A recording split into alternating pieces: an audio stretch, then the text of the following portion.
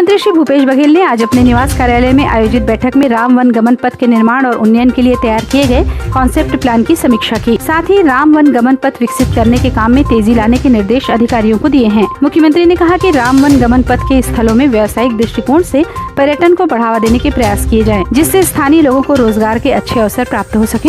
उन्होंने कहा कि सभी स्थलों में कराया जाए सघन वृक्षारोपण, सभी स्थलों के सौंदर्यीकरण के कामों में हो एक रूपता। श्री बघेल ने सप्तऋषि आश्रम, राजिम के लोमश ऋषि आश्रम में यज्ञशाला, योगा और मेडिटेशन सेंटर व प्रवचन केंद्र विकसित करने और लोमश ऋषि आश्रम के समीप एक धर्मशाला निर्माण के निर्देश भी दिए। उन्होंने कहा कि सिरपुर को अंतर्राष्ट्रीय पर्यटन के एक अच्छे केंद्र के रूप में विकसित किया जा सकता है। मुख्यमंत्री श्री भूपेश बघेल के निर्देश पर राजस्थान के कोटा में कोचिंग संस्थानों में छत्तीसगढ़ के अध्ययनरत छात्र छात्राओं को वापस लाने के लिए भेजी गई बसें कोटा पहुंच चुकी हैं। कोटा में चिकित्सकों और अधिकारियों की टीम द्वारा इन बच्चों की स्क्रीनिंग कर घर वापसी के लिए बसों की रवानगी शुरू हो चुकी है। छात्र छात्राओं ने महामारी के इस संकट में छत्तीसगढ़ घर वापसी के लिए मुख्यमंत्री श्री भूपेश बघेल की पहल और इस व्यवस्था में शामिल पुलिस, चिकित्सा, परिवहन विभाग और प्रशासनिक अधिकारियों के साथ साथ सभी बस चालक और परिचालकों का आभार व्यक्त किया है। मुख्यमंत्री श्री भूपेश बघेल ने आज अपने निवास कार्यालय में लोक निर्माण विभाग के कामकाज की समीक्षा की। उन्होंने कहा कि लोक निर्माण, जल संसाधन, पंचायत सहित सभी निर्माण विभागों द्वारा संपादित कार्यों की गुणवत्ता को लेकर कोई समझौता नहीं किया जाए। साथ ही उन्होंने कहा कि सभी निर्माण कार्यों में थर्ड पार्टी निरीक्षण की व्यवस्था की जाए। मुख्यमंत्री श्री बघेल ने समीक्षा के दौरान सड़कों के किनारे जहां लोक निर्माण विभाग की पर्याप्त जगह है, उनका व्यावसायिक उपयोग करने के निर्देश दिए हैं। उन्होंने कहा कि भविष्य में सड़कों के लिए जमीन अधिग्रहण करते समय भी इन सुविधाओं को विकसित करने का ध्यान रखा जाए और इनके लिए जमीन आरक्षित रखी जाए। मुख्यमंत्री श्री भूपेश बघेल ने आज अपने निवास कार्यालय में जल संसाधन विभाग के कामकाज की गहन समीक्षा की। उन्होंने राज्य की सिंचाई क्षमता में वृद्धि के उद्देश्य प्रस्तावित बोध घाट परियोजना सहित कई महत्वपूर्ण सिंचाई परियोजना के सर्वेक्षण और उनकी विस्तृत कार्य योजना तैयार करने की सहमति दी। बैठक में जानकारी दी गई कि विभाग द्वारा बीते खरीफ सीजन में 12,24,000 हेक्टेयर क्षेत्र में सिंचाई हेतु जल पूर्ति की गई, जो वर्ष 2018-19 की तुलना में 1,62,000 हेक्टेयर अधिक है। वर्तमान में 57,000 हेक्टेयर से अधिक क्षेत्र में रबी फसलों की सिंचाई हेतु जल आपूर्ति की जा रही है, जो बीते वर्ष के रबी सीजन में लगभग दुगुना है। साथ ही 5,000 निस्तारित तालाबों में